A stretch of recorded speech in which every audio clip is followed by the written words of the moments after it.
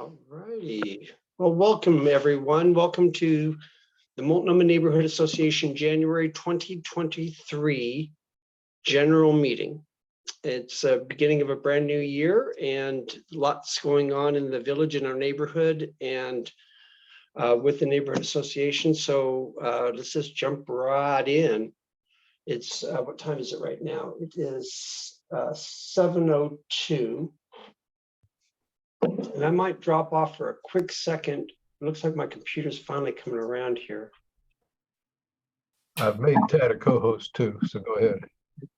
And actually, what I'd like to do is, the first thing is the agenda. I do need to, oh darn, here, if we give me 20 seconds, there's been one addition to the agenda that we previously, from that I posted, a proposed one, and that's the inclusion of someone from the Portland Fire Department, and they're going to be speaking right after during the safety section. First, we're going to have the someone from the officer from the Portland Police Department, and then we'll have someone from the fire department, and so we're getting the full meal deal here as far as that goes, as far as information. So we'll get going on that. Will, why don't you? If there are there any other changes to the agenda beyond that one change? If not, we'll go forward with it. Also, we have the meeting minutes. We had the video of our last meeting posted in the public in the folder, available if there's any changes to those minutes or clarifications. So if none, we'll consider those approved. Will, I'm going to defer to you real quick because we are going to have a vote this evening. And if you don't mind going over the credentialing and the overview of the voting procedure while I jump off and I get onto my computer so I can conduct this meeting a little bit better. Okay, will do. Thank you. I appreciate that. Very briefly, for those who haven't been here before, we vote via Zoom using the Zoom polling feature. And we typically do two kinds of vote. The first is to what they call credential the members. So everyone who is a member of the neighborhood association is registered as a member officially at the meeting. Now, to be a member, just to be clear, you have to live in the Multnomah neighborhood district area. You have to, or you can own a business in the neighborhood or own real property of some sort, a vacant lot or whatever like that, or a rental. You also are a member even if you rent in the area, simply living, not being a property owner. And you should have to be a voting member, you have to be 18 years of age or older. Those are basic requirements. We have no official register as a member, but this is when you're a member by being here, essentially, in those respective areas. If you have in the past applied in writing and been accepted to be a member, you can be living in Nome, Alaska, and still be a member of the Multnomah Neighborhood Association. So now to do that, we do a special poll that says we're credentialing you, and we have since members are individuals and the Zoom does registrations, I'm looking at Bill and Penny are two people in one registration. So when we credential somebody, you say, I am a member with two people. And I, being and Edith, are there as members with two people. Julie is there by herself, so she's one. So the poll will show that I am a member with one person, member with two people, member with three or more, or I'm not a member. And one thing that's important, since there are two questions on the poll, you have to answer both of them or it doesn't count. So there's a place on the second member to say it doesn't count, basically. So check off both of those choices. Okay, that's the polling. When we get to an actual vote, we will have a vote on whether or not we want to apply for a 501c3. That is essentially a vote. Yes, no, abstain, and you vote accordingly. First member, second member, and so on. There's a certain amount of manual checking to make sure somebody who can't, for some reason, get the mechanical voting to work to make sure you're counted. Are there any questions about how to do a vote? Okay, I don't hear any questions. Now, everyone should know how to raise your hand. Let me explain that. The machine hand is pretty simple. At the bottom of your screen, you'll have a button or a place that should say, when you put your cursor there, reactions. One of those reactions is raise hand. So I just raised my hand, a little hand, mine's a little golden hand up there on the side. Will up in the upper corner, upper right, left corner of my window. That also automatically puts me at the top of the list of participants, so that Moses, as he's running the meeting, can see that this is someone who wants to say something. And please, if you want to say something, do it by raising the machine hand and not shouting out. So we do it carefully. Okay. So if that's any more questions, I'll lower my hand at this point by clicking on the lower hand. And if not, let's go ahead and credential the members that everyone participating can take part in this poll. And we start off with doing it. And then it's after we've had people do it for a while, we'll close it off and show the results. Here we go. This is credentialing members.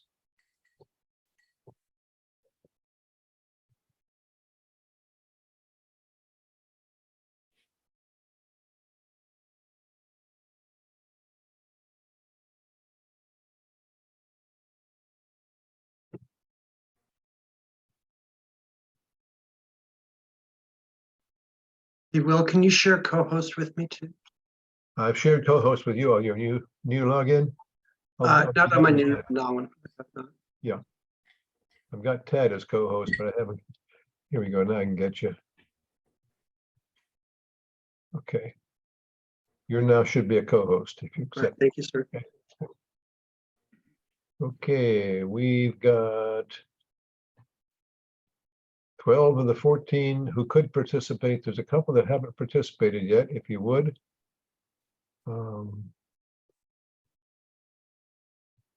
Okay, the poll is ended. I think somebody may not have been able to do it. I didn't think you wanted me to participate. Was I supposed to participate in that?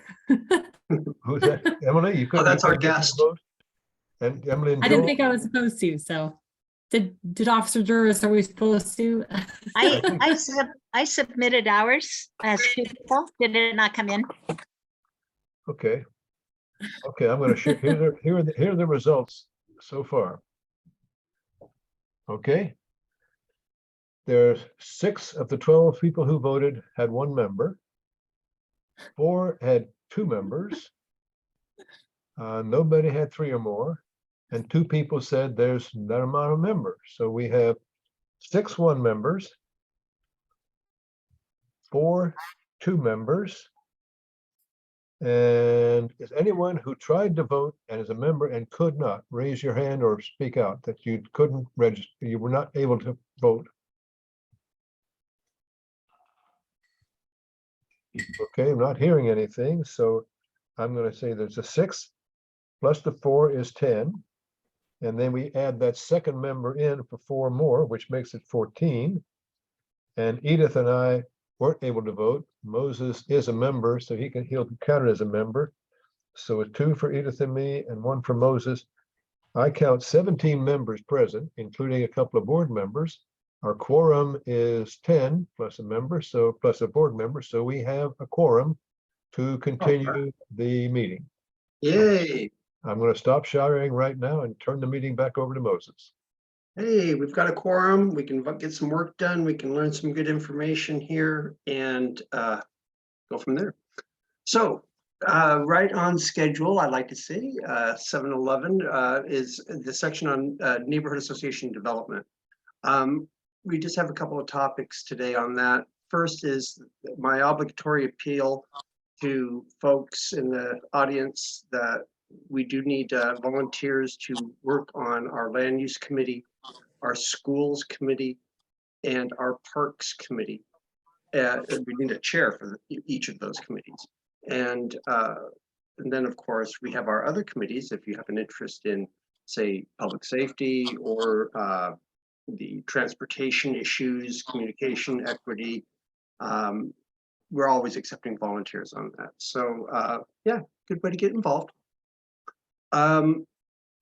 So be that as it may, next up is a quick update on last month's board motion that we voted on to update the neighborhood association articles with the state.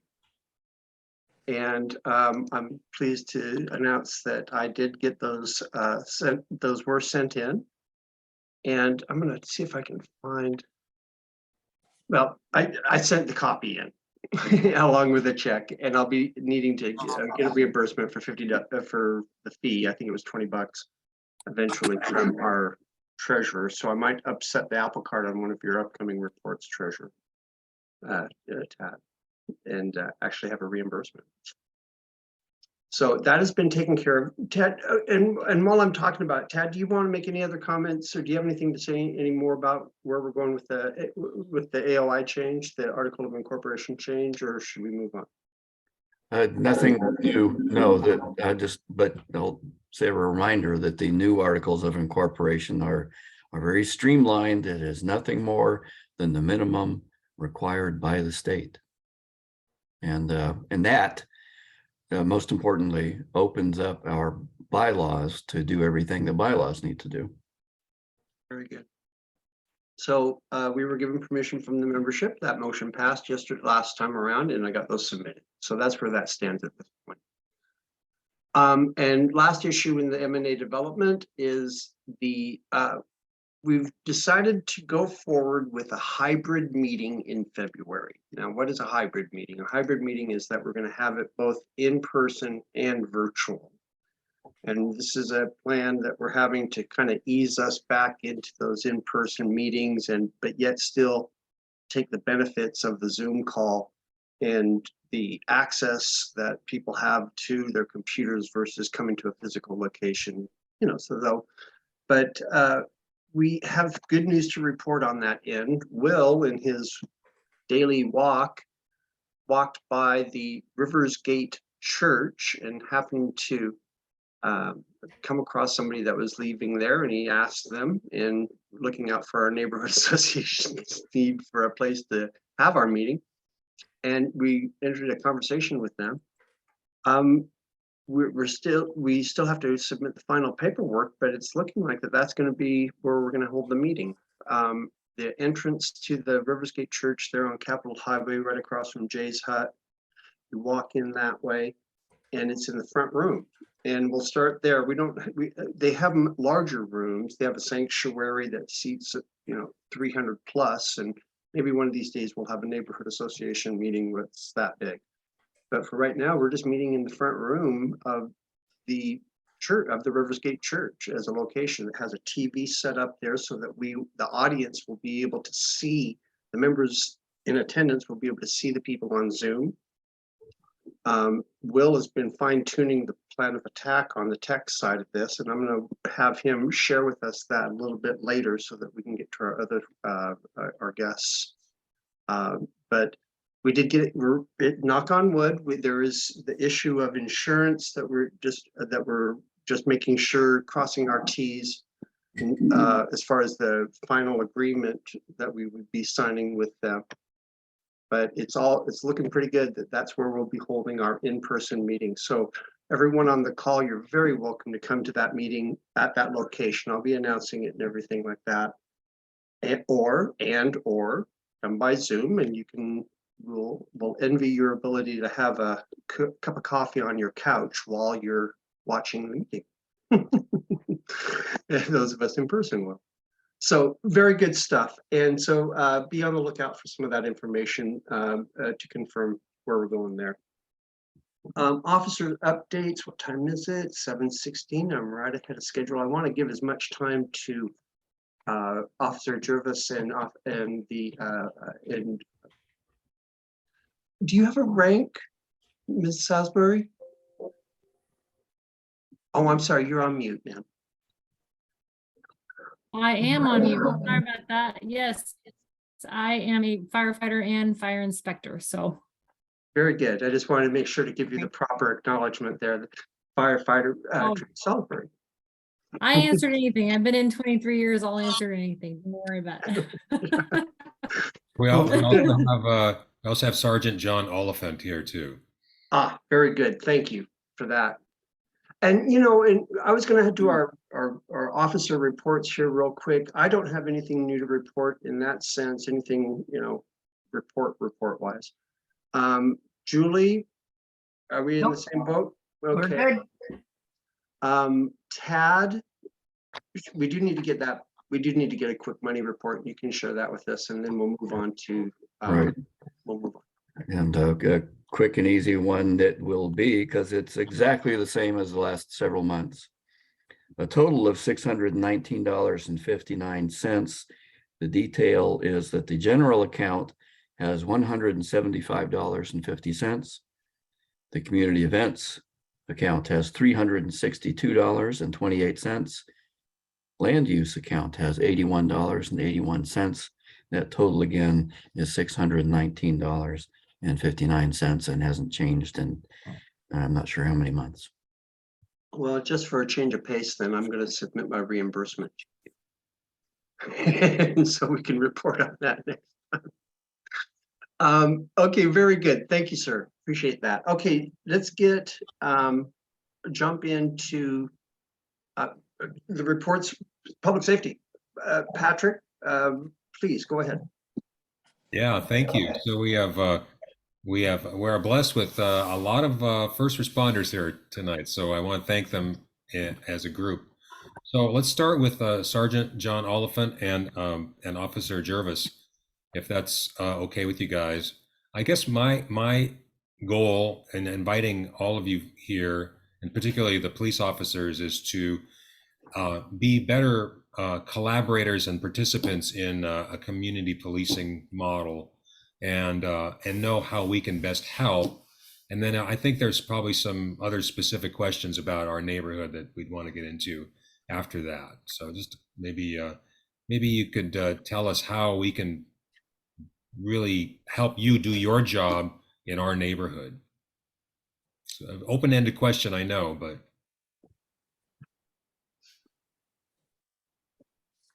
call 911 a lot. Yeah. I believe Sergeant Oliphant's listening. As far as just you can be proactive as much as you can. These community meetings obviously help, and 911's obviously wait times on that I think are becoming long still. I don't know what the average wait time is on that. Just be proactive in the community. Reach out to us. We have neighborhood response officers that concentrate on livability issues, and they're available at the precinct. They do a great job. So never hesitate to reach out to our neighborhood response team. And I think Sergeant Kenny is in charge of them, and they are very busy. And like I said, never hesitate to reach out to them if you ever have any questions about some particular issues going on that we can help address, or I can try to answer any questions that you have specifically. Well, I guess I'll ask one more question and then throw it open. And I hope this doesn't sound critical, but it seems like when we were coming up, seemed like there was always a patrol car kind of cruising around, kind of like keeping an eye on things and making their presence known. And just anecdotally, I think we're seeing less and less of that, probably as a result of the territory you have to cover and the staffing that you have. But we have a lot of property crime that's sort of a nuisance, like broken windows. We just had another one up the street at the furniture place. A beautiful new shop had his window smashed. And then people take a long time to get these fixed, and I think it's a drag on the community to have these broken windows, graffiti, other kind of car prowls and car thefts.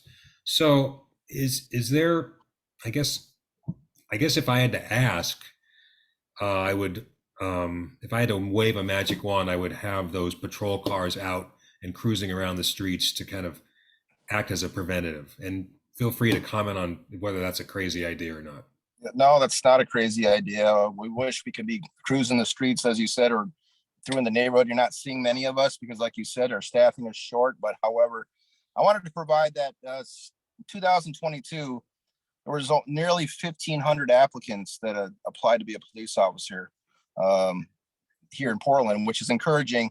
Out of 1,500, we hired 52 of those 1,500 prior to between July 1st and December 15th. And then after that, we hired 17 more. So right now we have nearly 70 officers in some type of training module, through either the basic academy, advanced academy. And then from there, it takes, when somebody gets hired, it takes at least maybe 12 months to 15 months for somebody to get on their own. So 70 officers, and then you divide that within 3 precincts. So you won't see a change as far as numbers as patrol officers in the streets. I would say sometime it's starting to build up some. So I would say this summer, you'll see maybe a lot more, and then significantly a lot more in 2024. As soon as everybody gets through their training and their probationary period, then we'll have quite a few officers out there. So you'll be seeing a lot more of us, but you have to give us at least, say, 7 to 12 months to start seeing that difference. Makes So that's sense. encouraging.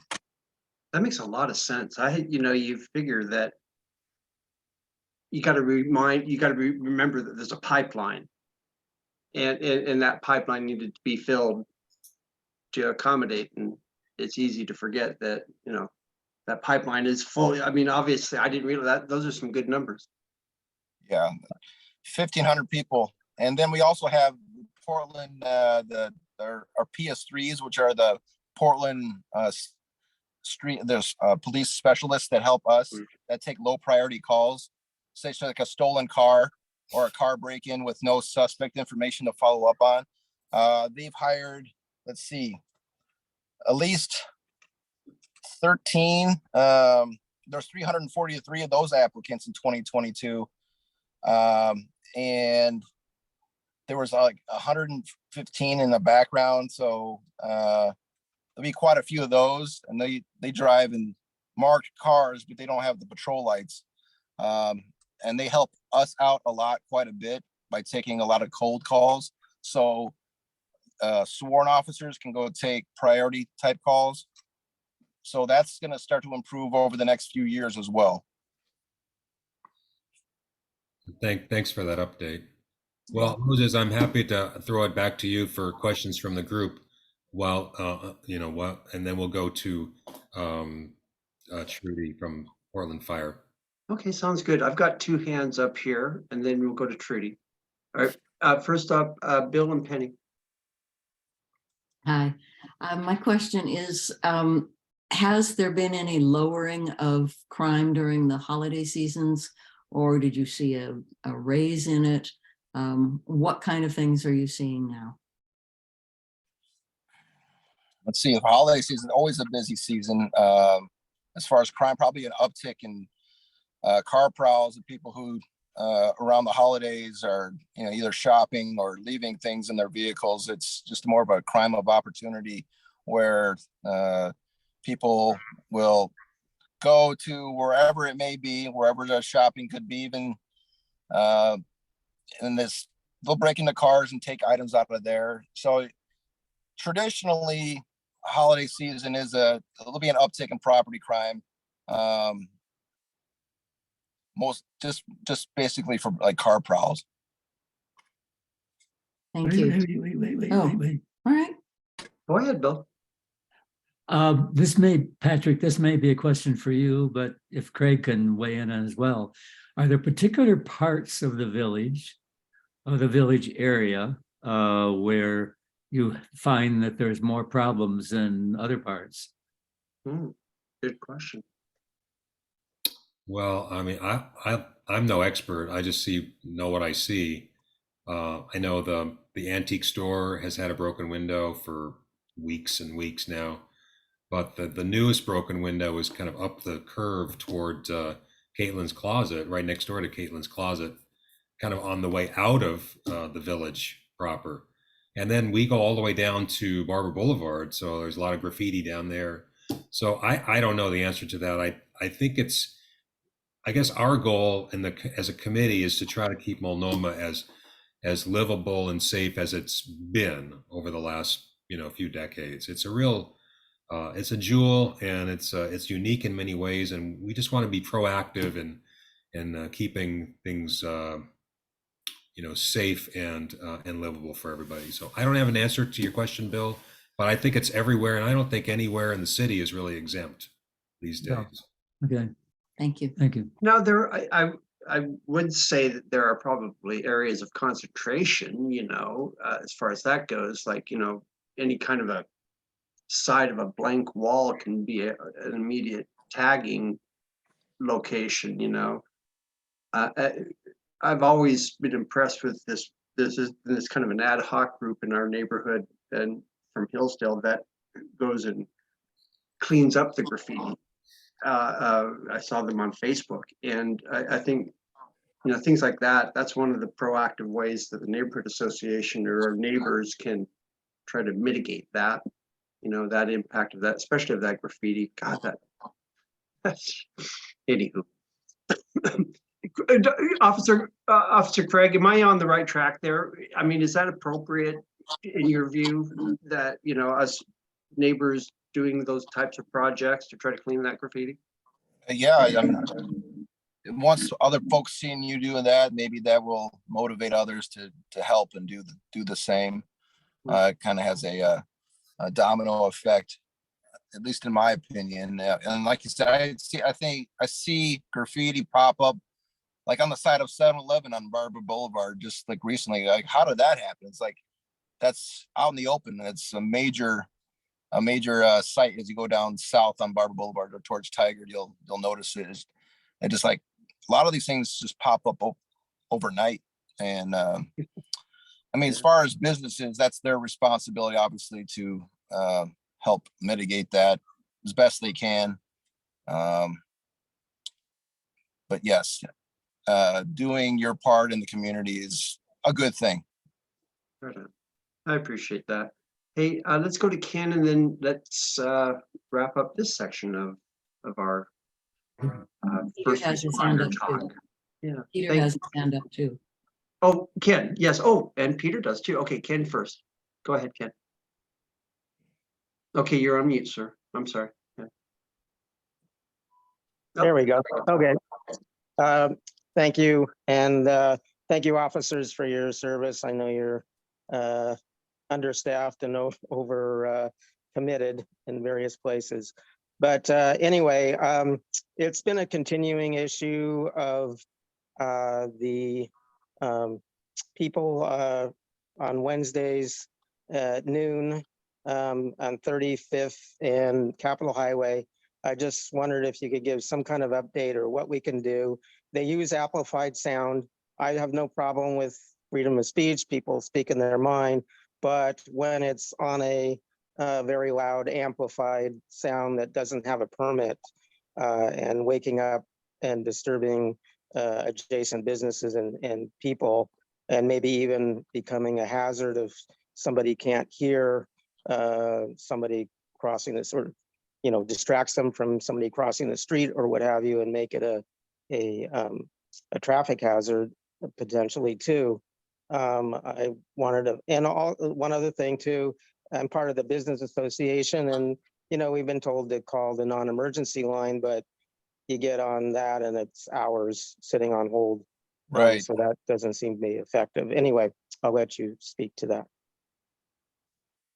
You said 35th and Capitol Highway on Yeah. Wednesdays at noon? Yeah, Wednesdays between about 11 and 1 o'clock, noon and 2-ish. Okay. Practically in that triangle between the coffee shop and the toy store. I think most of the people on the call probably know what I'm talking about here. Yeah, everybody's shaking their head up and down. It's funny, just to give some background, officer.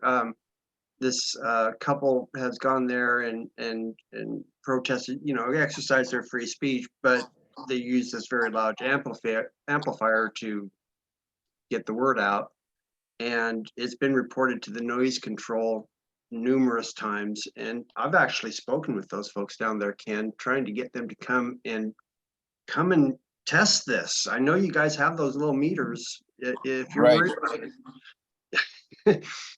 But it's been an ongoing thing, and so I empathize with Ken. And as I say, as soon as he mentioned it, everybody on the call that had their video on was moving their head up and down. Well, the little triangle they stand on is a traffic safety feature, and I'm not sure it's really legal for them to actually be on that, you know, traffic calming feature in the middle of the street, basically. Well, it's not legal, maybe not be legal for that, and it's not legal to have amplified sound without a permit. We did pay for having those planters put there to try and dissuade, but the city wouldn't let us put a third planter there because they need somewhere for pedestrians to stand. So, yeah, it's very distracting and frustrating to not get some action. And, you know, I'll follow back up with that gentleman at the noise control for the city and see if we can move them along. I mean, yeah. Hey, Peter, let me get to you, and thank you, Ken. Thank you. Yeah. Peter, and your final question. Yeah, thank you, Officer Jervis, for being here this evening. Thank You know, for years and years and years, there's been a little police bureau office in the Multnomah Arts Center. And I just wondered what's the function of that office? What role does it play in community policing? Is it a resource for neighbors? Is that a place we can stop in and say hi or? Most definitely. If you see patrol cars outside, that means at least one or two of us are in there. We don't have a set schedule of when we're in there. We're usually in there in between calls, either writing reports, follow up on reports, or having lunch, using the restroom, but we're in there all the time, coming and going. If you see a patrol car or see us walking in, walking out, obviously you can stop us and talk to us at any time. If the door's closed, it always is. It locks right behind us once we walk in. So just knock on the door and we'll be there to answer any questions or help out with anything that arises. Great. Hey, that's really good to know. Thank you. Kind of You're like welcome. it's kind of a pseudo situation. You do kind of have an office there, but you kind of don't, but yet you're there. Right. So I appreciate your answer to that. Yeah. All right. Officer Jervis, thank you, sir. And You're welcome. be safe out there. I appreciate that. Thank you. Thank you. Thank you sir. for coming. Thank you. Next up, someone else who needs to be safe out there, firefighter Trudy Salisbury. Yeah, thank you, Moses, and thank you, firefighter Salisbury, for coming. I know you're a very experienced voice from the Portland Fire, and so wintertime is a time where people use indoor heaters and their fireplaces and a lot of electrical lights and whatnot, and we're hoping to get just a couple of minutes on some tips for safety in that regard. And then I also have another couple of pointed questions after that. Yeah, well, thank you for having me. I first off, I also want to say thank you for your service to Sergeant Olpint and Officer Jervis. I don't know if Officer Jervis is still here, but I want to tell him thank you. Both of them, this is such a staffing crisis that there's a lot of incredible things being done by Portland Police. So I want to tell them thank you for their service from me. So thank you for having me. Yes, I've been with Portland Fire and Rescue for 23 years. So seen a lot of winter fires, seen a lot of summer fires, seen a lot of kind of any time of the year can really be an uptick, but winter for sure. Yeah, we can go. Do you want, so I mean, any kind of questions anybody has, feel free to fire away. This time of year, of course, we would see a lot of holiday lighting, some tree fires sometimes. But typically it's a lot of extension cord use where we start seeing a lot of fires with people using extension cords, and more specifically, the small gauge cheap, I just call them the cheap cords, the very small gauge, small extension cords that tend to get plugged in lieu of permanent wiring. And that is a sure way to get a fire going. What happens is the heat builds up in that cord. The friction loss inside there with that electricity trying to pull wattage through that cord. And oftentimes they're wadded up like spaghetti. And so it's just more heat buildup. And then it can, obviously catch whatever's on the carpet or whatever it's on fire. So we really encourage people this time of year. We start seeing a lot of space heaters coming out. So we really encourage people that space heaters are safe if they're used appropriately. But if you take a space heater and you plug it into an extension cord, that's a really typical cause, because they do draw a lot of amperage. Two reasons they cause fires. They pull a lot of amperage through that cord, so they need to be plugged directly into the wall and not an extension cord. They need to be plugged either into a wall or into a surge protector or power strip, but not into an extension cord. It's just really common. We see that. And the other reason they cause fires is they do put off enough heat to ignite combustibles that are in front of them. So they have to have that 3 feet of clearance. And that again is one of the common reasons we see them cause fires, because if clothing or blankets or papers or anything gets up near the front of those heaters, they do put off enough heat to cause a fire. So you've got to have that 3 feet of clearance and have them plugged in correctly. Another cause for fires this time of year is ashes not disposed appropriately, or chimney fires and ashes. So if you do use wood heat, we remind everybody you've got to put those ashes in a non-combustible container with a non-combustible lid. We see fires a lot where someone will take their ashes and dump them out either on a wood deck or porch, or put them in a container that's either got plastic or petroleum, some kind of combustible material that will get hot and cause a fire, even if it's several days later. So really common this time of year. If you're using wood heat, you've got to use a non-combustible container with a non-combustible lid also to dispose of those ashes. Yeah, chimneys, keeping the chimneys cleaned out. Boy, I could go on and on. Candles, unattended candles. I'm not a big candle person for that reason, because we don't like to see candles being left unattended. The glass itself can fracture and fail when there's heat buildup from that wax. And if they're left unattended and it's sitting on a wood windowsill, for instance, which is really common, or near a curtain, we can have a problem. So our response times too can be challenging because of staffing right now. So Yeah. I was going to ask, if I may jump in and we can get back to that topic. How are you been affected? How's your department been affected by the staffing? And have you had a similar challenge filling your pipeline? yes, sir, we have. So our staffing, we have had some staffing. We've been calling it a staffing crisis. That's the terminology. We've had mandatory overtimes where folks aren't able to go home on the shift that they're supposed to be going home. So we are hoping to have more new hires coming in as well, because yes, that will help with the staffing shortages. And obviously the call volume is really high. I mean, we've gone from 60,000 calls, 10 years ago, to over 120,000 calls a year now. So we're running our wheels too, pretty busy. So we love what we do, but it is a challenge when we want our response times to stay good as well. So yeah, it's always a challenge. There's a lot of moving parts, but it's what we all do, and so that's what we're here for.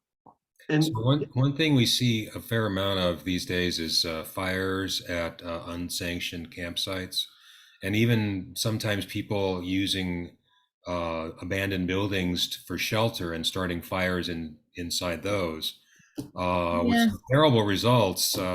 So, I mean, I tend to call 911 liberally when I see campfires that are, at campsites that look like they're near buildings or near trees. But is there a pattern to this or an increase? And can you give us some advice about how should we react to these kind of suspicious fires? Yeah, and that's a really good question, and it's a hard one because, I mean, yeah, it's not that it's not been a problem before, having, if somebody's using fire incorrectly and, we have an accidental fire that starts, but it's certainly, we have higher numbers of that now. We know that. We know we have more houselessness on the streets, and we're trying to deal with that the best we can. We're sworn to serve all of our citizens, so that includes the houseless. So we're trying to do our best to serve and protect, but also, it is a scary thing when you see fire. If you do see fire, I want to say that you think is going to be causing a problem or causing anything else to ignite. That is definitely a 911 call. That is an emergency. We do also have, so of course we're going to respond to that in a 911 fashion, but we also have, if it's a non-emergency, like say it's more of like an issue where someone is outside of a building and you're not sure what to do about it, we do have a member of the fire department that he takes those referrals specifically, and he goes and assesses them and sees, okay, is this a life hazard for fire on this building? And he has a process that he goes through for those referrals to triage them, and then we try to get them referred to where they need to go to try to mitigate the problem. So we have a firefighter that's his job. How do you contact that person, and is there a name associated with that? Yeah, his name is Laurent Picard. He's actually works at a public education office with me. His last name is Picard. It's Picard, Picard. And Laurent is, yes, he works with Portland Fire and Rescue. I can actually just put it in the chat. That might be easier. Great. Because it's hard to, this is. Has the Portland Street, oh, I'm sorry, Trudy, I know that you're putting that in the chat. Okay, now I'm listening. I'm good at multitasking. Yeah. Has the Portland Street response been helpful in decreasing the responsibilities of your paramedics? Your medical calls? Yeah, it's certainly helpful. There we go. That's the email address to Laurent Picard. He handles any kind of referral for any kind of houseless issues that are going on. And yeah, it is a help. I mean, certainly any help is excuse me, any help is welcomed. We are, like I said, understaffed right now. We are also trying to get in the process of new hires, and like Officer now his name isn't up for me. It wasn't Jervis. It was Jervis. Thank you. I almost said Garrison because I have a Gresham. I have a neighbor who's a Gresham police officer, and his name is Officer Garrison. So I almost said Garrison. But anyway, same thing. It takes a good year to year and a half before you can get through training. It's about a 12-month process, and then an additional about 6 months of probation.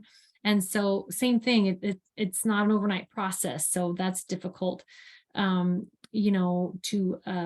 nobody can be right out of the chute ready. It takes some time to get people trained up. So that's an issue, but yes, that's just always another challenge, but it's certainly helpful. Any calls that are non-emergency that we can have help with that keeps us in service is really helpful, because oftentimes if we're being taken out of service for other calls that are maybe not an imminent hazard, then of course that slows our response times because somebody else is moving up from a different station to cover that hole. So yeah, it's certainly helpful. Right on. Thank you for that.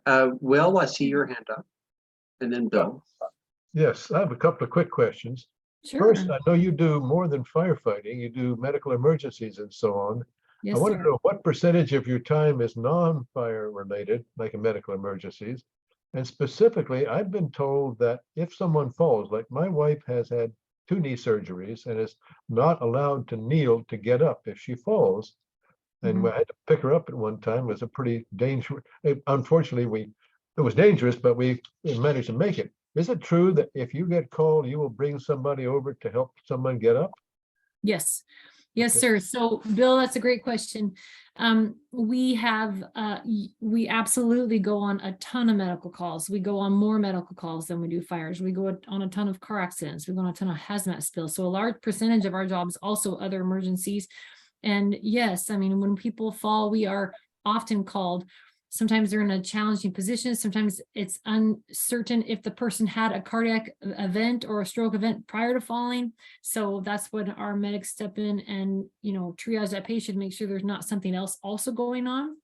But of course, we will always come and help. There's times when we have, I mean, we've had some of the calls that may be repetitive calls that there may be some mental illness involved. When we're getting called a lot of those, then sometimes we will, that'll be more of like a, you know, we have a chat vehicle so they can come out and actually help assess and not bring a full fire engine and a full crew if it's something that we believe is something 2 people can handle. And we can always upgrade it if we send 2 people and it becomes a full code or something like that, we can always dispatch more rigs. But yes, we absolutely come on medical emergencies, and you absolutely should call us if you need help and your wife needs help. We don't want you to injure yourself more. And oftentimes when someone falls, they don't realize that maybe they have fractured another portion. You know, we have a lot of people who have, like, say they've just recently had a knee injury and then may actually fractures near their pelvis or their hip from falling from the knee surgery, and maybe they don't know that at the time. So definitely call us. That's what we're here for. Thank you for that, Bill. And Hi, I've heard from a couple of neighbors recently that it's no longer legal to burn wood in a wood burning stove in Portland. Is that true? I have not heard that. So we have certain kinds of burn beds, of course, during the summer where there is, you know, no backyard burning. There are certain exceptions to that when you have, like, what's the little chimeneas that have a lid and they have a, it acts as a spark arrestor. Those can be 15 feet within a structure as long as there's not a burn ban. But as far as burning wood stoves, honestly, I have not heard that, and that would be something very new and very recent that I have not heard yet. Because typically, as long as you're burning clean wood, you know, nobody is supposed to burn garbage or anything that can affect air quality, and that wouldn't be a good idea anyway, just because of the accumulates that can happen in your chimney. But clean burning wood and the appropriate spark arrestor is very important, because a spark arrestor on your chimney is what prevents 2 things. It prevents the sparks from going out onto your roof and possibly landing in your gutters, or even during the colder, wetter times of year. If you do have enough accumulation of dry product in your gutters, you could get a fire going. But also in the summer, when we are in more of a wildland hazard environment and weather pattern, then you can actually have fire start from the inside out. Oftentimes, if people have an open fireplace with no spark arrestor, and the spark can actually be pushed down into the home and actually start the fire. So we always recommend the appropriate spark arrestor, and that should be put on by a professional. Thank There's you. a lot of them out there that aren't real spark arrestors. That might look like it, but maybe homemade. Thank you. thank you. Good question. And Stephen? Hi, Trudy. Hey, real quick, you mentioned something about you can't have a burn pile in the summer. That makes a lot of sense. Can you have a burn pile in the winter?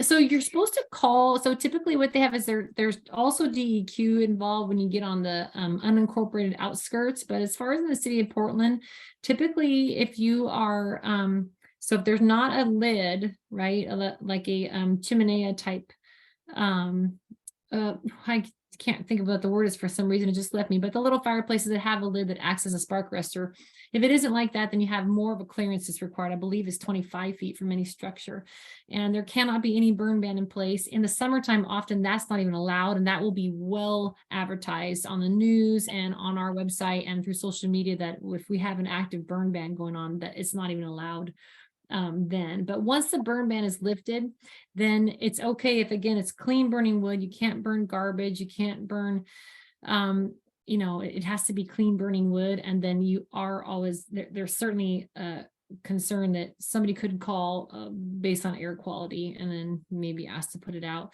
The other thing is we always ask there's a garden hose nearby, even if you feel like it's in a safe time of year and you've checked you've checked our website and you've checked our social media and there's no burn ban, you still should have the means to be able to put out a spark. Thank you. Thank you very much. Yeah. You know, I what I'm hearing here is just be conscientious. You know, think about these. Absolutely. We Very worry about safety, we worry about air quality, we worry about you know, any kind of fire being left unattended. I mean, it needs to be dead out before anybody leaves it. And I would certainly check. I mean, if you're not sure of your address, because there are different pockets in the city that have different rules, because like I say, there's some crossover areas with county lines, there's unincorporated areas, things like that. So it's always a good idea to check first. You can always call us and we can put in your information and make sure that it's a day that is okay to do so. And again, clean burning spark arrestor, garden hose, and no burn ban going on. Pat, thank you for that. Patrick, do you have any last follow-up questions? No, just want to extend a sincere thanks to firefighter Salisbury for coming out and giving us really great information, and also and the officers that have already left the call. So it's really valuable for the neighborhood to hear from you guys, and we really want to have a good relationship with our first responders and be good citizens and collaborate with your efforts to keep us all safe. So appreciate it very much. Oh, you bet. I appreciate you having me. This is an opportunity to get to interact with you all. So I appreciate it. You know, and I'd be remiss if I don't mention that, you know, you have a fire station in our neighborhood. And so we take a little bit of special pride in that. And so whatever we can do to support that station and those folks there, please reach out to me, reach out to us, and maybe we can. I don't know if there's existing programs. You know, we've talked about once. I remember once we had a national night out and we invited the station, the rigged fire truck. Yeah, and you all showed up. Yeah. Yeah, we like national night out is a fun event. It's a fun time. Unfortunately, COVID kind of put the kibosh on it for a little while. Now it's kind of becoming it's getting a little more back. It's back, so that's good. So we like to go out and interact with our communities that we serve. It's a great way to hear people what they've got going on and interact with each other. So well, all part of it. Good. Well, I'm putting a standing invitation to you out on our fire station to participate with an entry in our Multnomah Days parade that we'll be sponsoring this year. Oh. Yeah, okay. Yeah, I know you guys have done that in the past. You've had the engine there with part of it as an entry. So put that on your radar. Okay, I will. Okay, good, Trudy. All right, well, right on. Hey, any other questions, or shall we let her go do her evening? Okay. Thank you. Thank you. Thank you very much for having me. Stay safe, everybody. Okay, right on. Thank you. Bye-bye. Well, that was, you know, well done, Patrick. I think we, you know, I don't know if we can do 30 minutes every week or every meeting, but that's solid stuff, and that's neighborhood stuff right there. It's very good community building stuff. I agree. Thank you for the opportunity. Yeah, good things here. Now, speaking of that and the other methods that we have to build community, I'm going to go right into our transportation committee report, and that would be Mr. McLandry. All right, thank you, Moses. So I mentioned last month that sorry, I gotta go far away from my sleeping children. There was a Sunday parkways that is getting scheduled in Multnomah. So we have a meeting next week to go over the route, but it's gonna hopefully connect the village to Gabriel Park and up Capitol Highway to Spring Garden Park. and it's going to be in September. I tried to get it pushed to a summer month, but apparently they are not doing any Sunday parkways June, July, and August due to too high of a probability of extreme heat. And so they're doing them in, I believe, May, September, and October this year. So so we've got a good month, and I think of that batch. So more on that. Also, I've done some follow-up on getting a stop sign at 36th and Capitol Highway for northbound Capitol Highway traffic as cars come over the viaduct, kind of right in front of JP General. There's no stop sign there. And cars doesn't have the neighborhood feel until you cross 36th. What was interesting is after I got in touch with PBOT about that, they say that there's been an open complaint since April of 2022 for them to look into it, and it just keeps on getting bumped down the list. So hopefully with a little bit of nudging on my behalf, they're going to look into if they can get a stop sign there. If they cannot, then I'll be asking for some additional traffic calming measures. So potentially maybe if they don't want to put a stop sign there, maybe there can be just a speed bump to slow cars down as they come into the commercial center of the village over the viaduct. Also, I did find out that as part of the Capitol Highway project, they're going to be restriping the viaduct to push traffic further towards the north. As you know, there's a skinny sidewalk there, and traffic can come around that corner fairly quick. So they're going to push those lanes to the north and actually add in a painted bike lane that'll border that sidewalk. So that'll be a plus. It doesn't give you extra room for biking, but at least it'll provide a buffer there. If you've ever been on that sidewalk when a bus comes around the corner, it can be a little unnerving with the mirror just inches from your head. I'm still plugging away at 35th and Falcon. That's a long-term thing, and that is about all I've got right now. Eventually, there will be a PBOT hosted event to revisit Southwest in Motion. If anybody in this meeting knows what Southwest in Motion is, it's essentially a very loose list of projects that more or less have been prioritized as tier 1, tier 2. Some of the tier 1 projects have been done. Some of the tier 2 projects won't get done. But PBOT will be coming to Southwest Portland to ask us, now that that report is 5 years old, hey, do you still like these projects? What projects do you want to see? So once I hear more about that, I will be asking the people in these meetings to either participate yourself in that meeting, or please notify me of what are the traffic changes that you would like to see, or investment priorities that PBOT should be looking at. So I'm not sure if that'll be in January or February, but it is going to be coming down the pipeline. So that's will be our next opportunity to give our input to PBOT. Very good. We'll be ready. Will, go ahead. Your hand's up. Sure.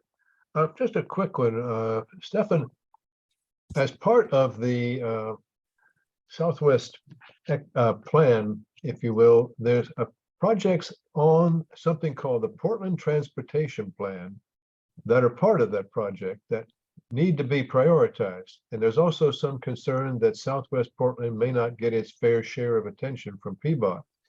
Have you been working with the Portland Transportation Plan and looking at priorities? And what have you heard about Southwest versus other parts of the city as far as priorities? So there's a number of plans I've looked at. I don't know if I can recall exactly the one called Portland Transportation Plan. However, I have been participating with the Southwest Transportation Chairs group of all the various neighborhoods. That group has some interesting and big personalities in it that have been working hard to represent Southwest Portland.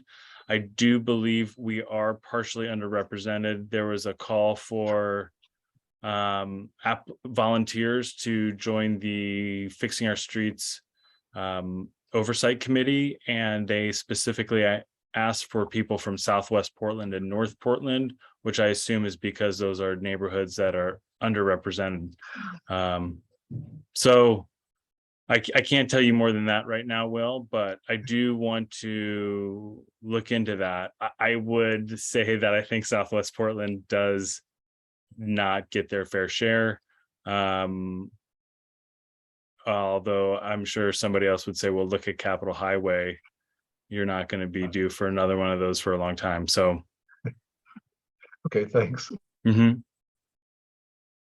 Very cool. You know, I'm looking forward to, we've got some real good opportunities that you brought up there that we can get involved with. And I'm really liking that stop sign there at the very end of the aqueduct. It'll be interesting to see how that combines with the new bike lanes, you know, the logic behind the bike lane along that along that bridge as well. So good stuff. Anything else?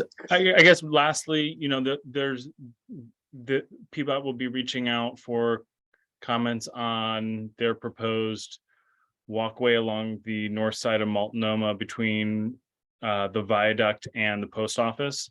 So at some point they'll be designing that project in the next year and hopefully building it in 2024. And also the Troy Canby Greenway, Moses, which will go right by your house and try to connect the village to more or less a park. Which I am thrilled about personally. I think that that strip there is, I look forward to the day where the fastest thing coming down that hill is a bike. I don't, you know what I'm saying? We get people, I remember freaking out more than once with my child when she was younger about the traffic. So yeah, good stuff. Okay. So unless anybody has questions, that's all I have right now. Right on. All right, well, thank you. Will, let's talk equity real quick, and let's talk the technical update for that hybrid meeting real briefly. Okay, well, let me talk the equity quickly. As I think I said last meeting, the West Portland Town Center plan has been approved and is now under implementation, which means a lot of work because there are a lot of pieces to it. It's about a 30-year plan out there.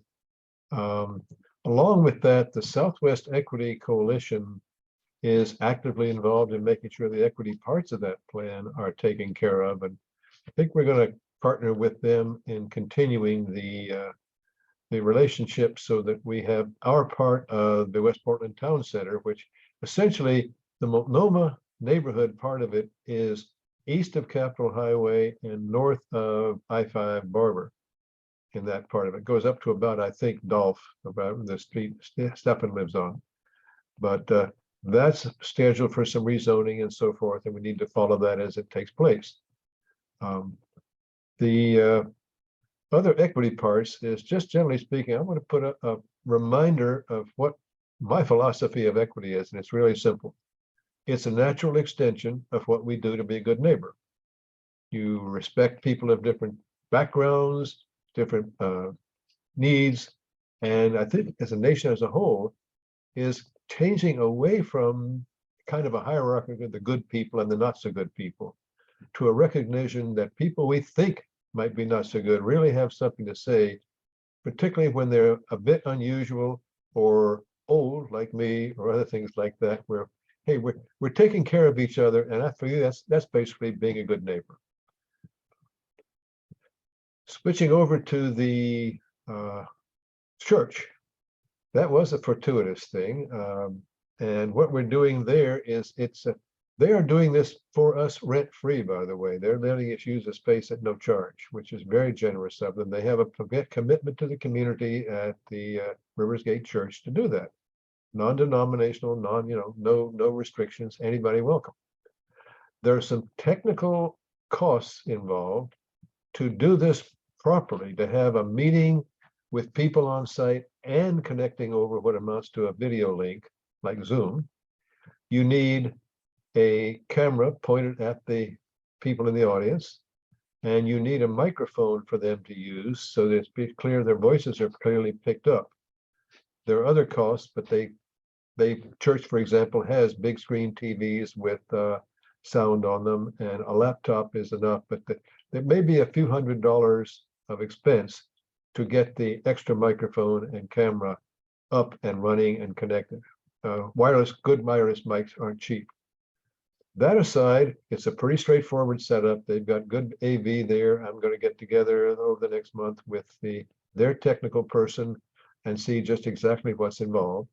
But it's looking very good. They're really nice people. It's a very community-oriented church. And we'll keep you posted, but our deadline is to try to get the February meeting up and running as a hybrid meeting. The technical part, as far as microphones and stuff, is one piece. The other is complicating how people vote, but it won't be any much more complicated than it is now, and we just have to raise hands at the people at the meeting. More to come, so it looks like we actually can do this. Again, the hybrid part is very much an equity issue. People with disabilities, people who have a hard time hearing, people who are simply not able to get to the meeting. It broadens the scope to people who have to have some kind of a Zoom link. But for example, in an apartment for seniors, people can get together in the common room and share the big screen TV and do Zoom, whether or not they have technical skills. So it's a real plus as far as building fully inclusive neighborhood associations. So I'm looking forward to it. Any questions, thoughts? Okay, that's it. Yeah, we'll be telling everybody more about it for sure. Thank you for that, Will. The ad hoc committees, bylaws, technology, and 501c3. The bylaws committee did have a meeting here the other day to review some of the bylaws from other neighborhood associations and their ongoing work to investigate that. Any changes that we want to present to the membership for the bylaws in preparation for that. But the technology and the 501c3 have not met recently because of the need to get the articles of incorporation together and move forward on that. And then also the vote that we're having here. After we have that vote today, depending on the outcome of that, the 501c3 ad hoc committee can progress further. Let's move into the old business. The old business, we had Devin Hoyt with All Good Northwest, the providers for the SRV, is normally here. Something must have come up. I'll double check, but normally she would be giving her report today. She's been kind enough to report back on things, but I will go ahead. But I do know that they have been recently reporting some very good success as far as making folks making the transition out of the Safe Rest Village into permanent housing. They have 7 people so far, if I remember correctly. The report was the public report was that that have made it through the system and are now in permanent housing, and more good things to come. So positive things on that end. I do need to, we had talked about in the email newsletter a little bit earlier about that went out before the meeting about potentially the good neighbor agreement being ready. It is not. We are still, I can share though that the challenge right now is that, well, the city and our group has agreed on all things that we can agree on. Now it's in the hand, we're waiting on signatures from JOHS, the Joint Office of Human Services in the county. And the challenge has been there is that there's been a vacuum in leadership there since Shannon Singletary, the previous head of JOHS, left, and also with the election of a new county chair. So it kept getting kicked down the road, if you will, to get their involvement in this GNA and signing off on it. So That's where that stands now. Things have changed. The election, you know, they have a new director there, they have a new chair there. And so we're very positive that we're hopeful that that will stir the pot enough to get this going so that I can get this out in front of everybody as soon as possible. And I'll keep everybody up to date. I do want to mention, let's see here, we've got the small, Corinne, hey, I know you're there, I see you.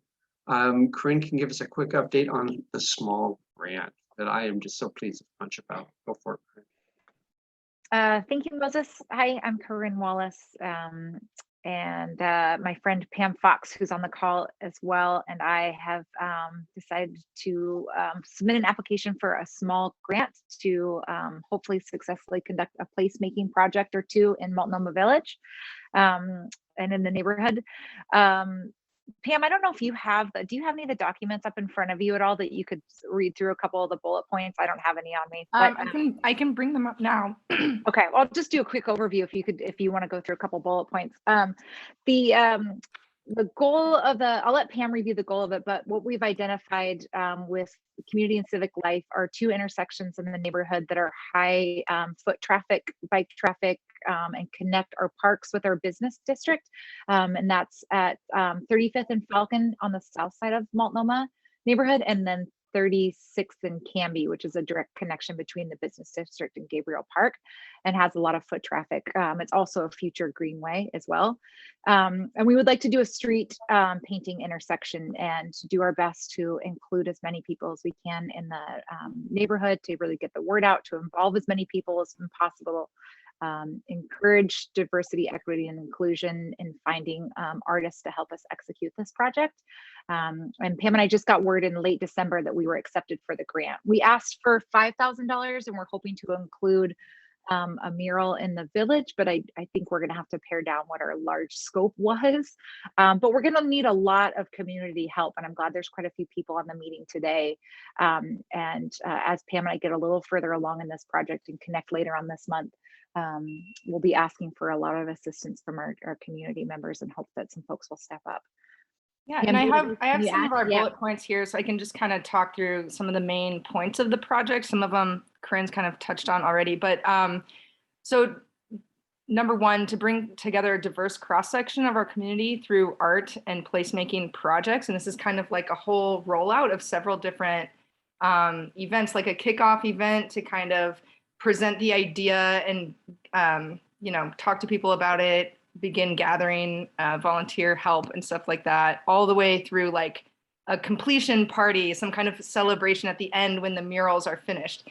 Goal number two, center the voices and history of historically underserved community members through art and to uplift BIPOC artists in Southwest Portland. So an actual artist would be commissioned and compensated for their time to design and kind of direct the implementation of the work. The work itself, I think, would be done, like collectively by folks from the community coming to volunteer. Number three, increase pedestrian safety and walkability along heavily traveled Portland portions of Multnomah neighborhood. Number four, share information with residents about pedestrian safety and connect them with local government. So for example, since one of the intersections is the one that Stefan has talked about periodically, the 35th and Falcon kind of problem intersection there, maybe this could be a way to draw attention and point people toward resources of like what's going on with this project in the short term to try to get to a longer term, better solution for something different and in that place. Thank you, Pam. And with that, kind of tagging onto what Stefan had said earlier about transportation and wanting to involve more voices from the community, I think having this project centered a bit around transportation will really help bring people into what's happening in the neighborhood and allow them the chance to speak up about what they feel is important in regards to transportation and safety and community. Okay. Well, we need to make sure that you get it communicated out to the field as much as we can through all of our resources, the emails that we have, the Facebook page, that, et cetera, social media. And yeah, it sounds like volunteers is the key to this. You know, so maybe that needs to be a priority of ours to help you get more people involved with it to pull it off, right?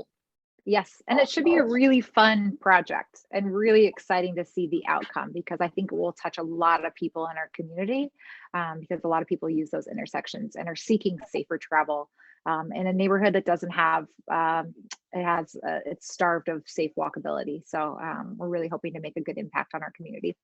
Hey, who knows? Maybe we'll find another Stefan McLandrich, you know? Another transportation chair extraordinaire. Yeah. Okay. Does anybody have and you got any Pam. questions? You pulled in Pam. Yeah, for we this? I mean, pulled in Pam. Yeah, It's I all pulled in good. Pam. Pam pulled in Stefan. Yeah. Yay. I mean, that's cool. Yeah. Are Julie. there any questions before? Yeah. Well done. Well done.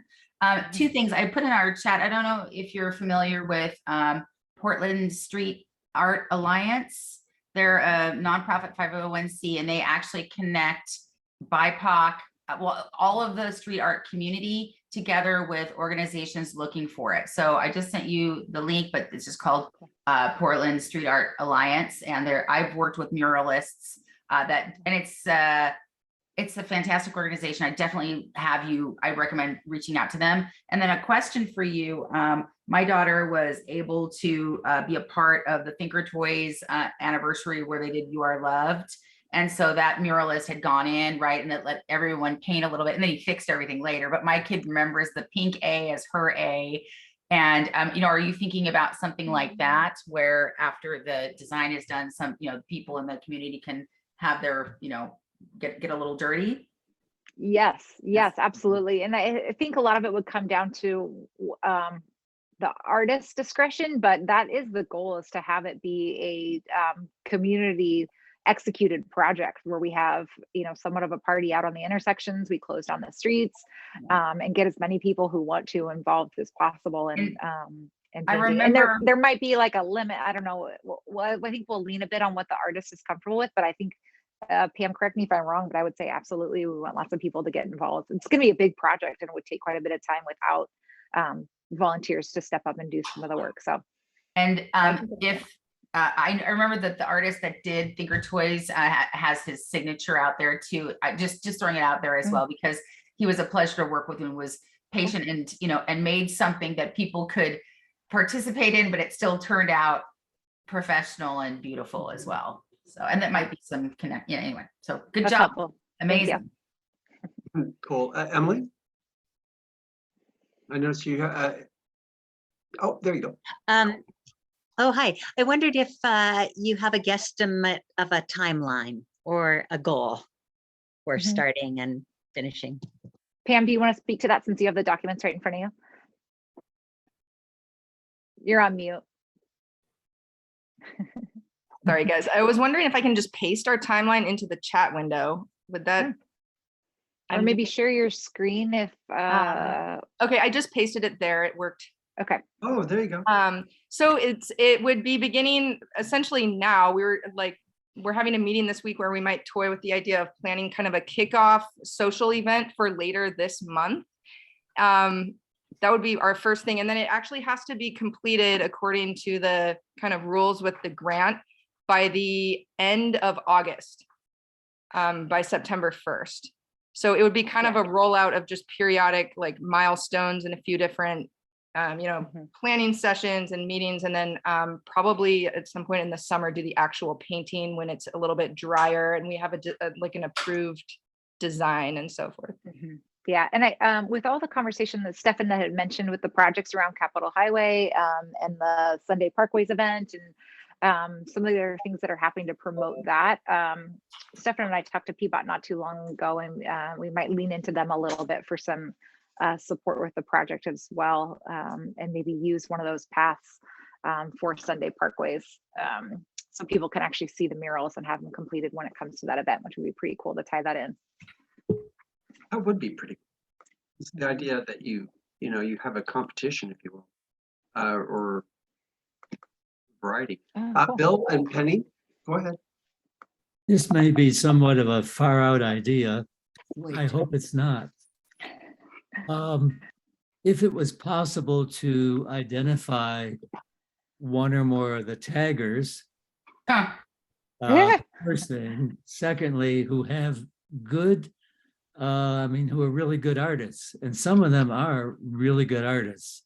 It's more than just, putting their initials or their sign or whatever.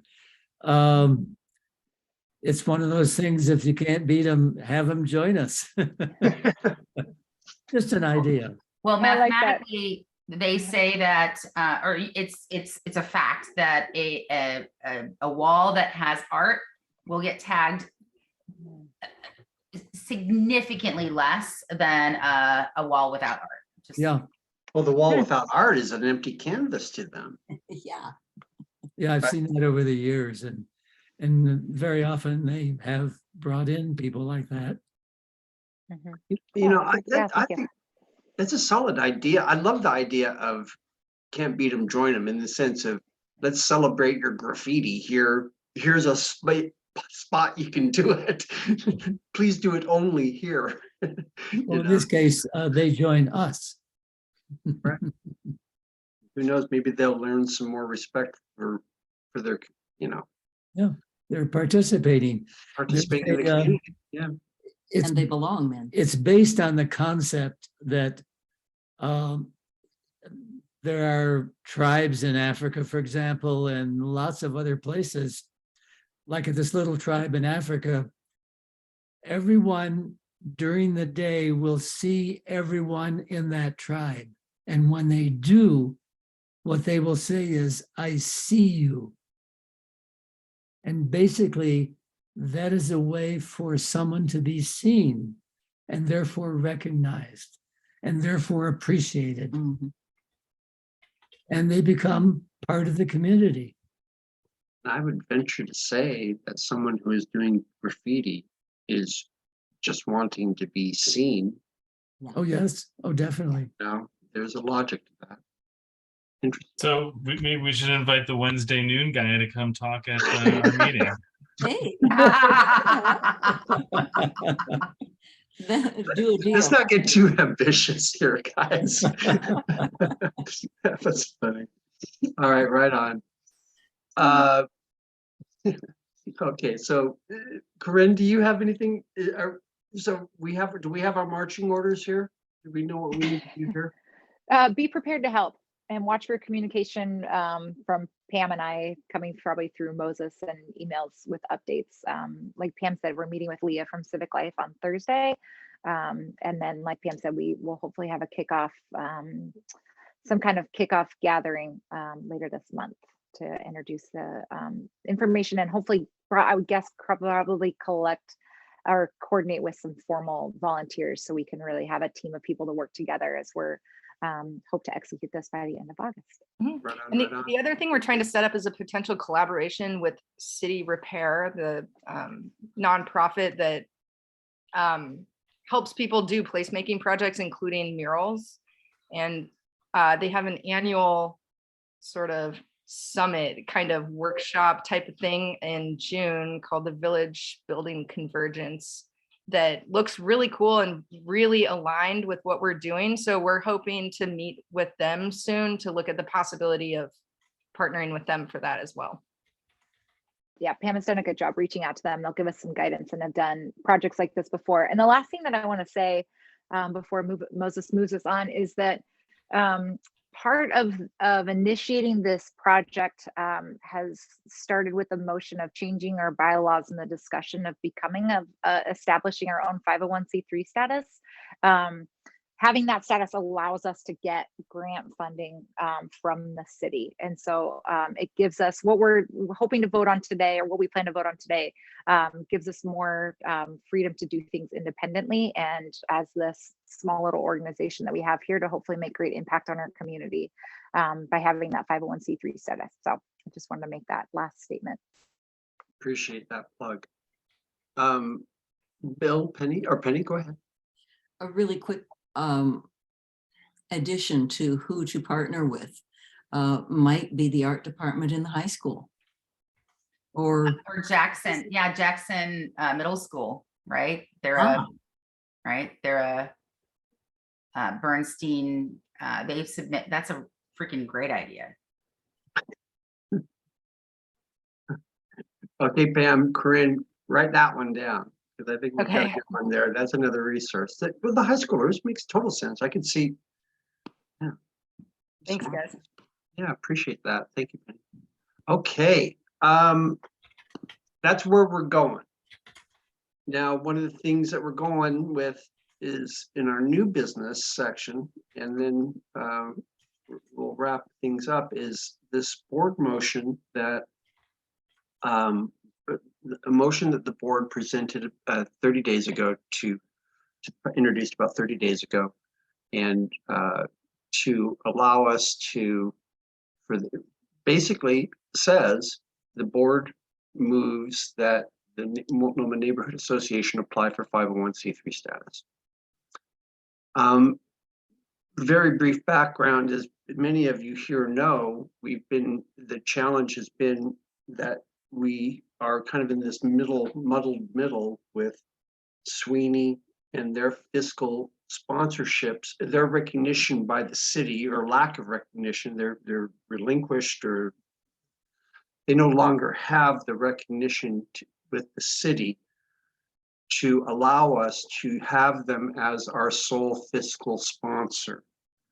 Our current status requires us, for us to do things, that we have someone sponsor, a fiscal sponsor, a legitimate 501c or a 501c3 organization like Southwest Neighborhoods to handle our money.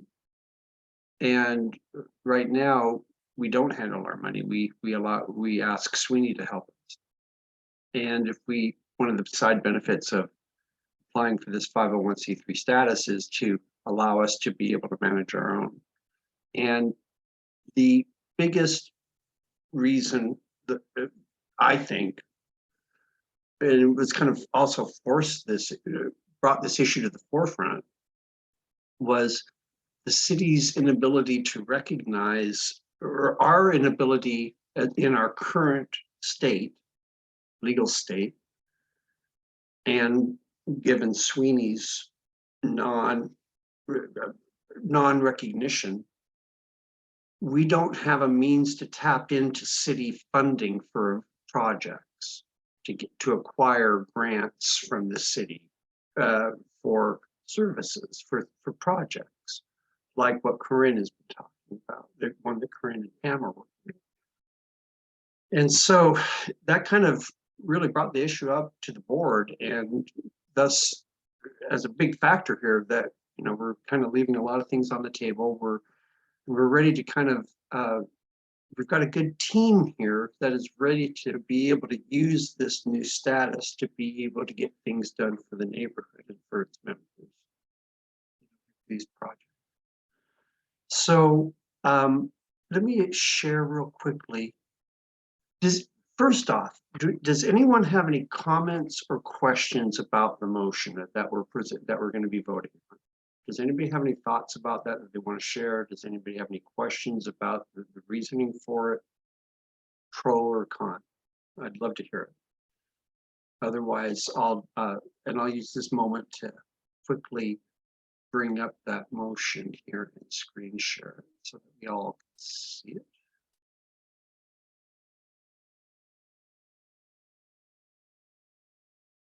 Wait a second. Oh, no. Sorry. I apologize. Trying to be computer literate.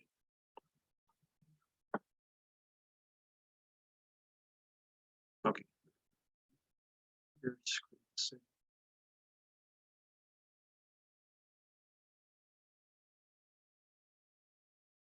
Okay. There we go. That's the motion. So let's so everybody can see the basis of the motion. I want to call on Will first, and then, or actually Bill first, and then Will. Bill and Penny first.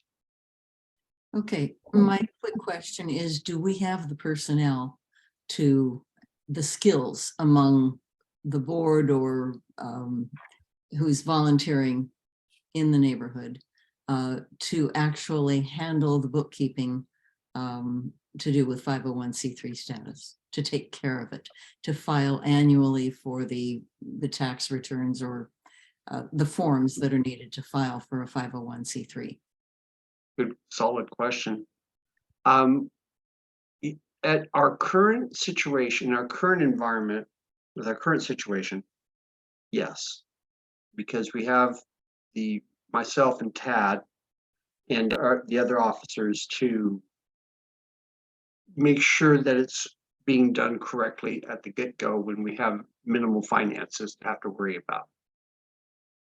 When we get to the point where we have to start reporting larger amounts, we're going to have to get experts in here, or at least professional assistance, advice, and we can jump that hurdle when we get to it.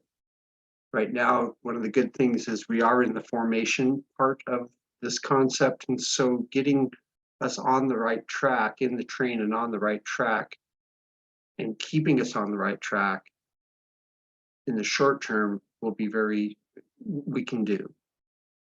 It's going to be making sure that when we get into situations where we're getting larger, and if we have more money coming in from, let's say that one of our fundraising or promote events, or one of our events, we get a lot of donations, then, and we get, it's consistent, or whatever it may be. Yeah, we're going to have to start to think about that. The board's going to have to think about that and have to address it and have to get a professional. Will? Okay, on that point, that's what we're doing is altering our relationship to Sweeney Southwest Neighborhoods, and they're considering their own selves because they are not recognized by the city right now. At our level of expending, that's a good question of what does it take to be a 501c3, and I've been doing it for a small school group and so on, and the feds have now raised the cut point for a complex Form 990, which is the big thing, to $50,000 a year in annual income. If we get to that point, then we probably should get some professional help. Below that, we essentially go online and tell the feds we don't have any more than $50,000 on a e-postcard, and that's the end of it. There are other things like keeping good books, having know how to do financial statements, and keeping your records cleanly and so on, because we are responsible, but we're actually responsible for that stuff already. We also, as we set up our bylaws a while back, someone said, we will essentially do nothing which would not be allowed for a 501c3. So we've been operating as a de facto 501c3. So good books, good records, responsible officers. Until we get to the $50,000 range, we probably can handle it with competent people as officers. A lot more of that will come up as we talk about our bylaws and other things. So there's more to be said, but it's a very good point. And we will continue our relationship with Sweeney insofar as we can. Right. Go ahead, Corinne. Thank you. Thank you for that clarification, Will. That's really helpful, and I'm glad that you have that knowledge bank. I just wanted to also say that we also have applied for a community fund from Civic Life, and we're awarded $700 in credit to run our operation, from having a Zoom account to our independent email accounts on Google Suite, to office space or equipment or meeting space and equipment that we might need, kind of referring to Will's points earlier about equipment to make our meetings more accessible. But this status helps us get there. And so we will have some additional funds that we'll get as operating as a nonprofit. Good point. Hey, Tad, do you want to make any comment, contribute to this, or as everybody said, but you want? I do have something to add. Penny, I appreciate your question, and I can't say I've thought about it a lot until you asked, but now that you have, my plan is to start building a standard operating procedures report of how we do finances as a 501c3. So with the board's help, we'll build that as we go. so that future treasurers will have a calendar of exactly what they have to do and when, spelling out the steps, and so forth. You know, that's interesting that you say that. You know, that's what we're kind of just riffing on what you're suggesting there is developing that template of what in the calendar. I mean, it's a new way of thinking for us as the officers, and you're absolutely right. We've got to be able to give future officers, be able to just hand them the guidebook, right? Right. You know, I want to have my successor be able to be successful, not have to come in completely raw. You know, here's how I did this. Here's how I did this. You know, go ahead, Penny. And do you, Tad, do you also have a standard bookkeeping app or program that you use, like QuickBooks or Quicken?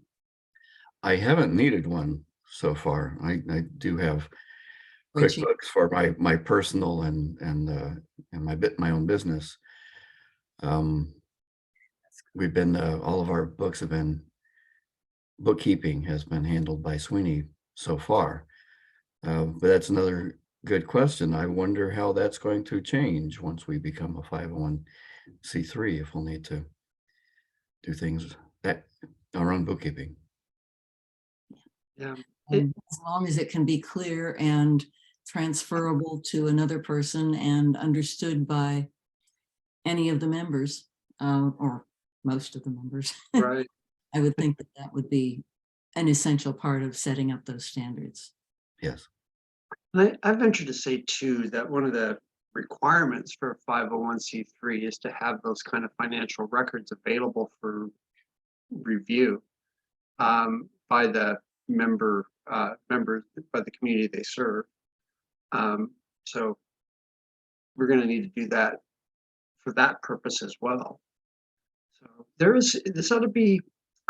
I'll have to admit, I'm very looking forward to this in the fact that, you know, it just expands our opportunity to do good here in the neighborhood and to take on different projects and such. And personally, I think it's, you know, it's a high priority for me, and along with our work to get other community members involved into the association, giving them reasons to get involved in the association in the neighborhood. So that's my goal with all of this. Absolutely. All right, Corinne, go ahead. Thank you. Just to add to what you're saying, Moses, I think, you know, Penny, those are really good questions that, you know, I hadn't thought too much about myself, but what I do know is clear is that our neighborhood association to really thrive, we need more volunteers on the committee chair positions on the board, people that are committed to showing up monthly and to donating some of their time to our right now it's just a small handful of us and we need more people, and I think the more people that join, it'll become more contagious, and if we're thriving, more people will want to get involved. And I'm hoping that this and some of these projects that we have going and some of the new activity that we have is the start of that.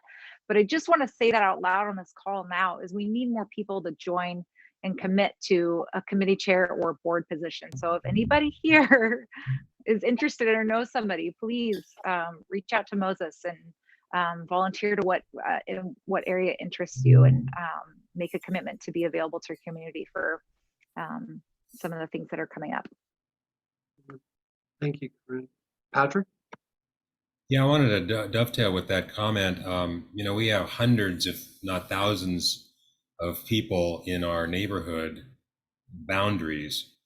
And it's great to have the group that we have, but it was also great to see 100 and some odd people at a recent Zoom meeting about the Safe Rest Village. So we know there are people out there that know about the neighborhood association meetings and are interested in specific topics or specific issues.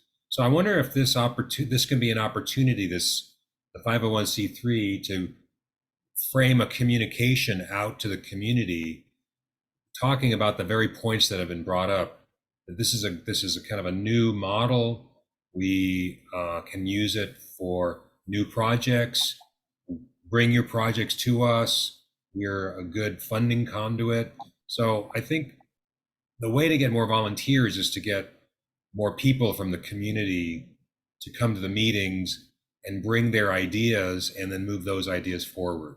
Nothing motivates like seeing your own idea, manifest in a large group.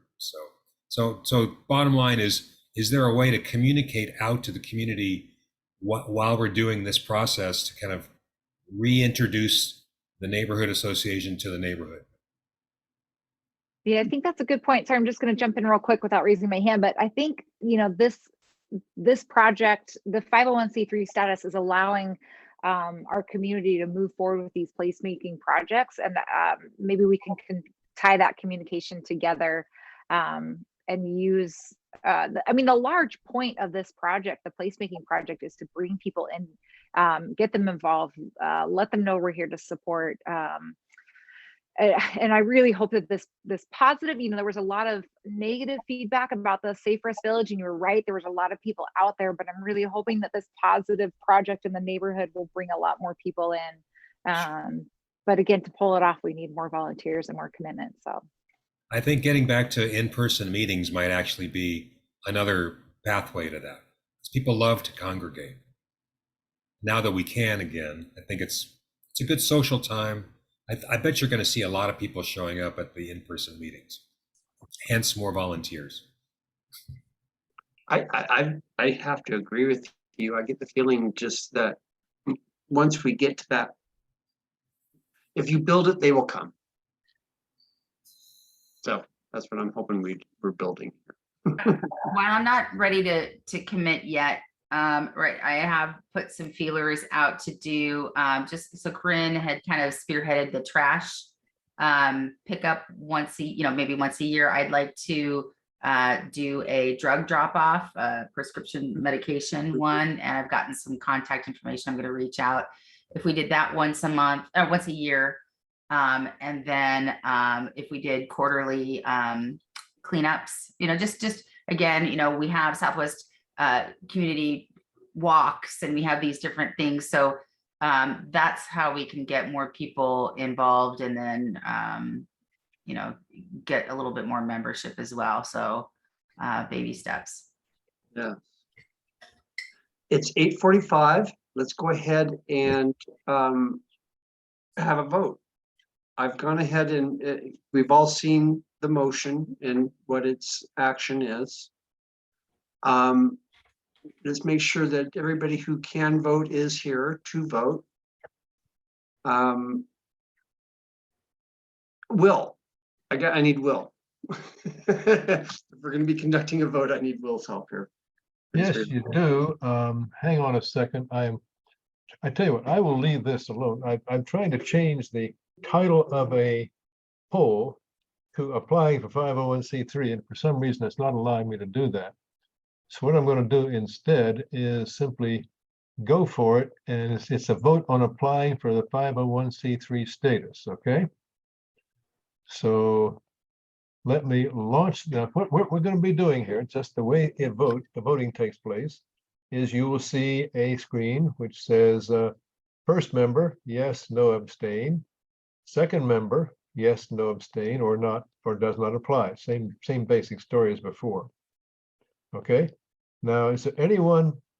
There's some people I know that Pam came in and Corinne came in who are members and didn't get a chance to worry about the credentialing. We don't need to re-credential. We'll get them and anyone else who has any concern that whether they are or are not a member. I think we still have enough people for a quorum, so I won't have to do a recount. Any questions about the voting process? It will be called Change Articles of Incorporation. Sorry about that, but it'll move right along. Okay, having not hearing any questions, I will launch the poll. Here it goes. Good job. So please go ahead and vote at your convenience here.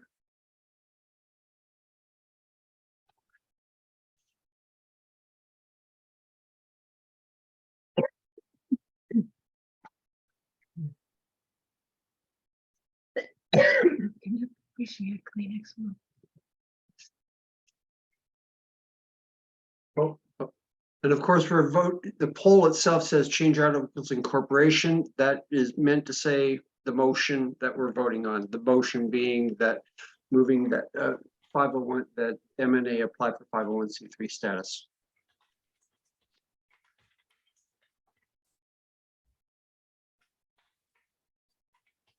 I have 10 of 12 here. Anybody else who wants to vote and has not been able to vote? Okay, I'm going to end the poll now. Okay, let me share the results. And this is, okay. What we have is we have 11 of 12 voted. First person, yes, 9 out of 11, 82%. No, 1 out of the 11. And abstaining, 1 out of the 11. Second member was 4, doesn't apply. 5 said yes. And 2 abstained. Okay, so we have basically, let me add the numbers up here. 9 yes, 1 no, 1 abstain for the first member. 4 yes, doesn't apply. 5 said yes, excuse me. Nobody said no, and 2 people abstained. Okay, that's a total of 14 yeses, 1 no, and 3 abstained. Okay, now that's them who could vote.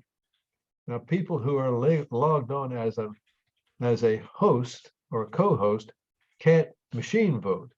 So Tad, how do you vote on this motion? Yes. Yes, okay, it's another yes. Thanks, Edith Red. and I, Edith, how do you vote? Yes.